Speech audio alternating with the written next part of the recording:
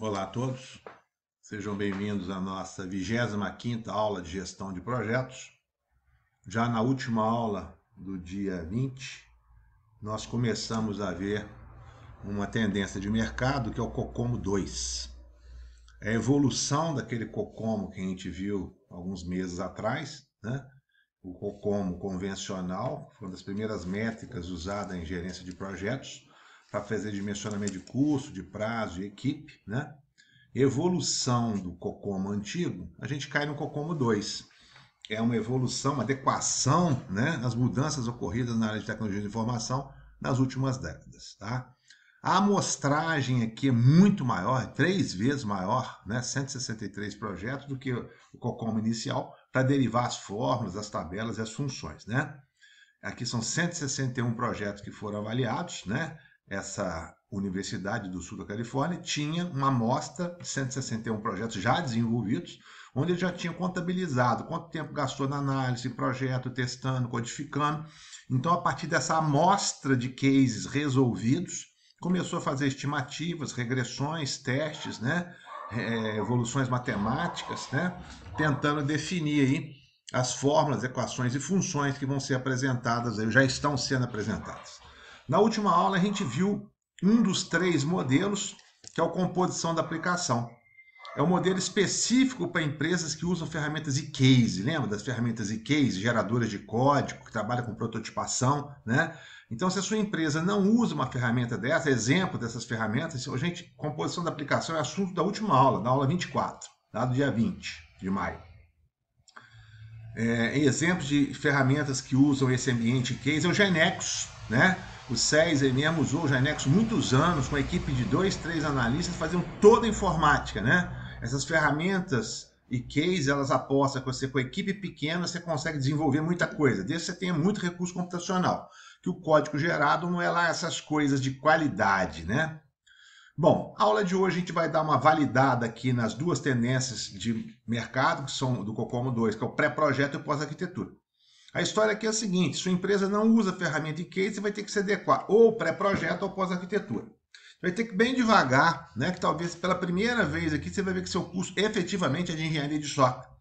O COCOMO 2 ele se aventurou bastante em fórmulas, funções, equações, produtórios, piatórios, somatórios, funções, tabelas, né? É um processo bem complexo aqui, a gente vai ter que ver devagar. Lembrando que esse conhecimento que a gente está trazendo na aula aqui não foi a bola da vez. Isso aqui é uma tendência de mercado. Então a gente está trazendo informações, né? Está trazendo uma validação de tendência de mercado por aí. E se a sua empresa usa ambiente convencional, é você que faz análise, você que programa, né? Ou vai enquadrar no pré-projeto ou pós-arquitetura. No momento, eu queria que você se situasse o que diferencia me enquadrar no pré-projeto ou no pós-arquitetura. É o momento do estágio de desenvolvimento que eu estou. Se eu estou muito no estágio embrionário e quero ter essas estimativas, a gente se enquadra no pré-projeto, sabendo que essas estimativas não são confiáveis. Assim que eu tiver evoluído, um contexto melhor definido, escopo amarrado, eu sou obrigado a usar o pós-arquitetura. O pré-projeto a gente fala que é melhor do que chutar, mas as estimativas são bem acanhadas, são bem superficiais, né? Vamos dar uma olhada de uma maneira um pouquinho mais formal. O pré-projeto, o Inland Design Model, né, é antecipado, né? Esse modelo é utilizado para a realização de estimativa nas fases iniciais, onde as informações estão parcialmente definidas. Então, presta atenção. Como é que eu posso validar prazo, custo de um projeto se as informações estão parcialmente definidas? Tem um artigo que fala sobre isso. Ainda é melhor do que chutar, tá? Mas é bem embrionário as estimativas.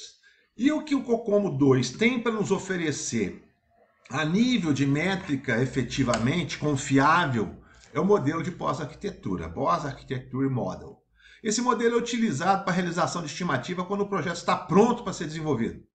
Ou seja, quando toda a sua especificação, modelagem e projeto tenha sido realizado. Claro que eu preciso ter tudo amarrado.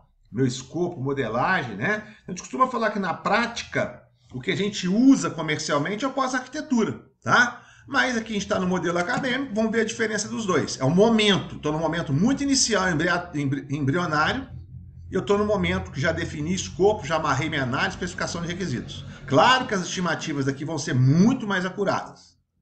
Bom, nesses modelos, os dois, O tamanho do software pode ser definido através de número de linha de código-fonte, é o antigo COCOMO, ou através de ponto de função não ajustado. É aqui que o COCOMO 2 pegou um gancho com o FPA. O marketing dele foi bastante agressivo nesse sentido. Lembra que o FPA só dimensiona o tamanho do sistema. Nós usamos lá no nosso exercício, no nosso estudo de caso, prazo, equipe, as estimativas de Capers-Jones. A outra opção, além de usar o Capers-Jones, ou ao invés de usar o Capers-Jones, seria estar usando o COCOMO 2, esse modelo pós-arquitetura, tá? Onde eu tenho uma estimativa inicial através de ponto de função. Sendo que nesse caso, olha só que a base do COCOMO 2 ainda é efetivamente o COCOMO, né? O número de ponto de função não ajustado deve ser convertido em linha de código-fonte através da utilização de tabela padrão que indica quantas linhas de código-fonte correspondem ao ponto de função. Então, na verdade, é o seguinte, houve um marketing muito agressivo, mas o COCOMO 2, esse pós-arquitetura e pré-projeto, é a essência ainda do COCOMO. Eu, assim que tenho o total de pontos não ajustados bruto, eu tenho que converter para a linha de código. Veja bem, o COCOMO 2 aproveita o total de pontos de cada ponto de função bruto. Não usa aquelas 14 características do FPA. Ele aqui trabalha com outras características. Se eu estou no pós-arquitetura, são 17 características.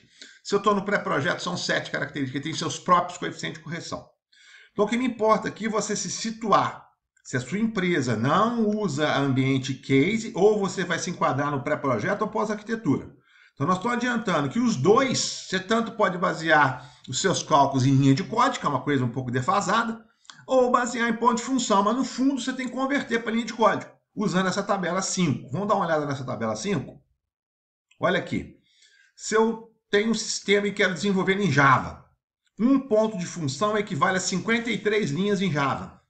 Exemplo, eu tenho um sistema que tem 100 pontos de função, então vai dar 530 linhas em Java. Eu tenho um sistema que tem 1000 pontos de função, vai dar 5.300 linhas em Java. Imagina que eu vou usar Power Builder, né? Eu tenho um sistema que tem 1000 pontos de função. Se eu fosse usar Power Builder, seria 1.600 linhas, né? 100 pontos de função seria 160 linhas, né? 1000 pontos de função, é só fazer uma conversão, né? Então, nós estamos contextualizando, mesmo que eu faça uma opção por usar ponto de função, eu tenho que converter ele para linha de código, tá?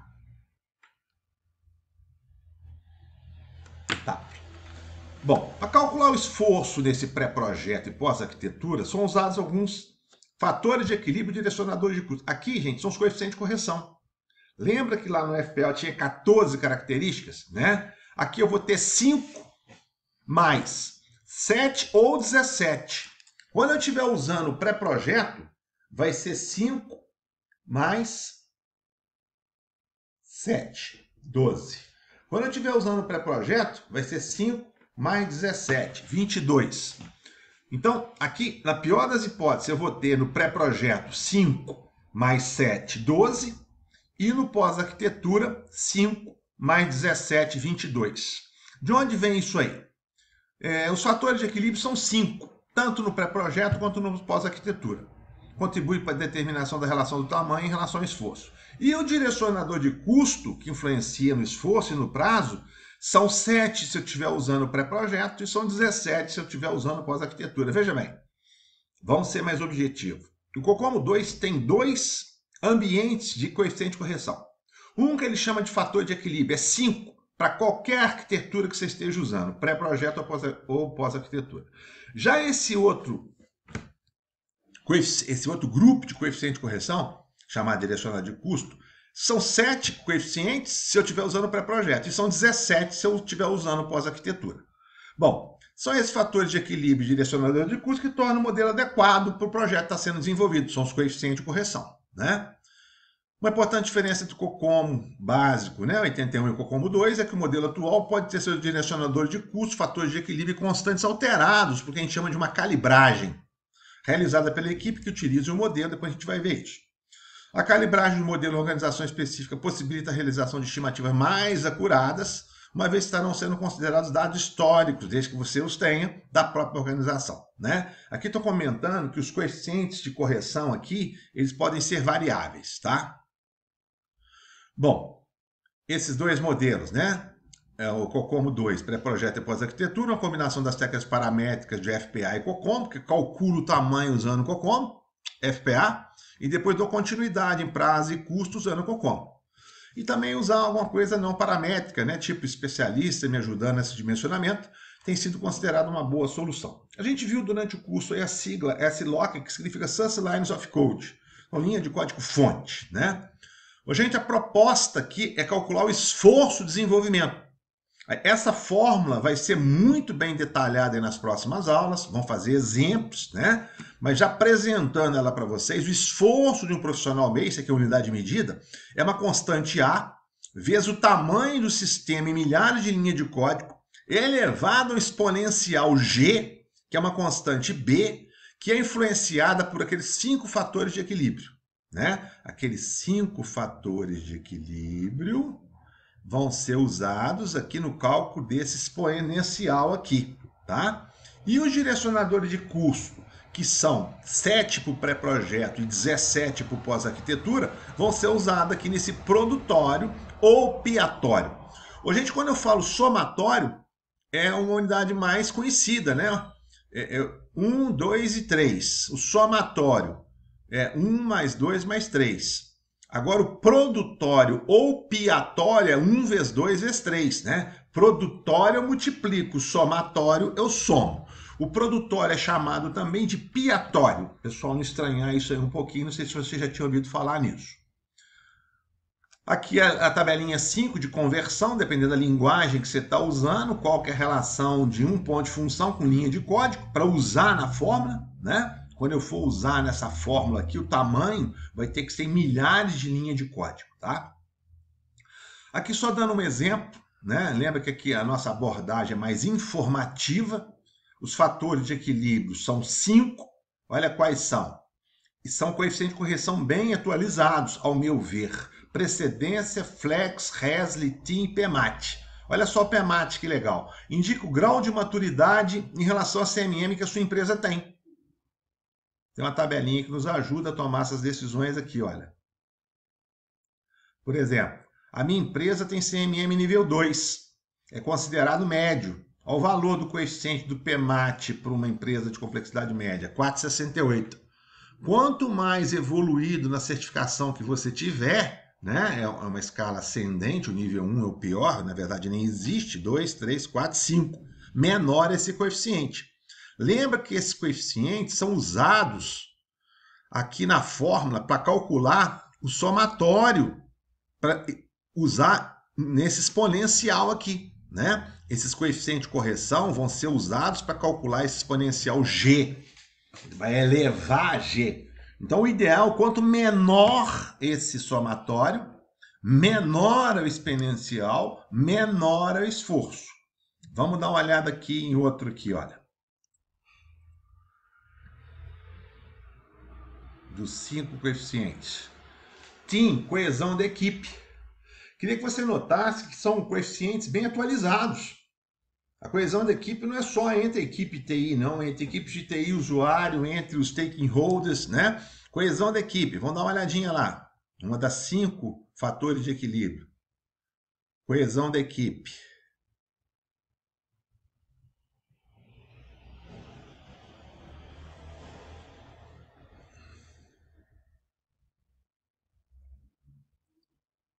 Sim, coesão da equipe.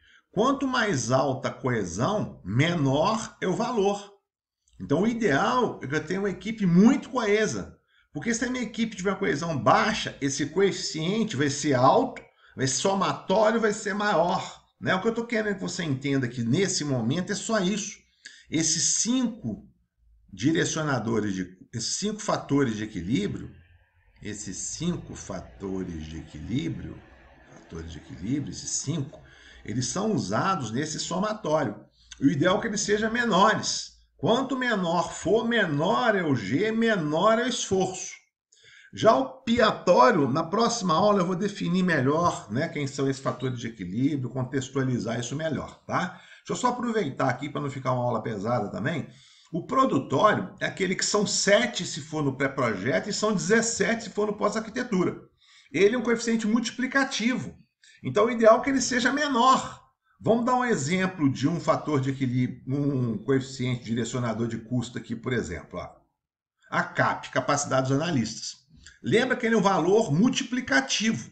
O ideal é que ele seja menor. O que vai influenciar o meu ACAP? A minha equipe de analistas, quanto mais experiente, mais coesa ela for, menor é o valor. Quanto menor o valor, menor vai ser o piatório, menor vai ser o produtório, consequentemente, menor vai ser a influência no meu esforço. Ô, gente, o que eu comentei com vocês, esse pós-arquitetura e pré-projeto, a proposta na aula de hoje era apresentar para vocês, se você não usa a ferramenta e-case, se é você que programa, você que faz análise, você que projeta, ou você vai se enquadrar no pré-projeto ou no pós-arquitetura. A base desses dois, ou são linhas de código que você estima, mas o que tem sido mais usado é você fazer uma estimativa usando o FPA, determinar o total de pontos bruto. Depois de determinar o total de pontos brutos, você faz uma conversão para a linguagem que você vai trabalhar. Aí você vai ter número de linhas de código-fonte, que é o argumento que a gente entra aqui no tamanho, milhares de linhas de código, né? E tem aquelas 7 coeficientes de correção, que são fatores de equilíbrio, aqueles que a gente falou aqui, ó, PREC, FESE, dei alguns exemplos de PEMAT e TIM, vou explicar isso melhor nas próximas aulas. E os direcionadores de custo, que são 7 se for pré-projeto e 17 se for pós-arquitetura. Também deu o exemplo do PCAP lá, capacidade dos analistas, né? O ACAP, desculpa. E deu um exemplo. Quanto mais capacidade eles tiverem na tabela, quanto mais capacidade alto, né? Menor é o valor, menor vai ser o esforço. Eu acho que por hoje tá bom, sabe, gente? Senão é muita informação, né? Ainda mais aula online, gravada, só essa teoria, sem possibilidade de um retorno, pelo menos imediato, seu aí. Muito obrigado. Próxima aula, eu vou retomar daqui, refazer com mais calma essas fórmulas e vou fazer um exemplo. Eu acho que através de um exemplo de aplicação a gente consegue entender muito melhor o que está acontecendo aqui. Obrigado aí.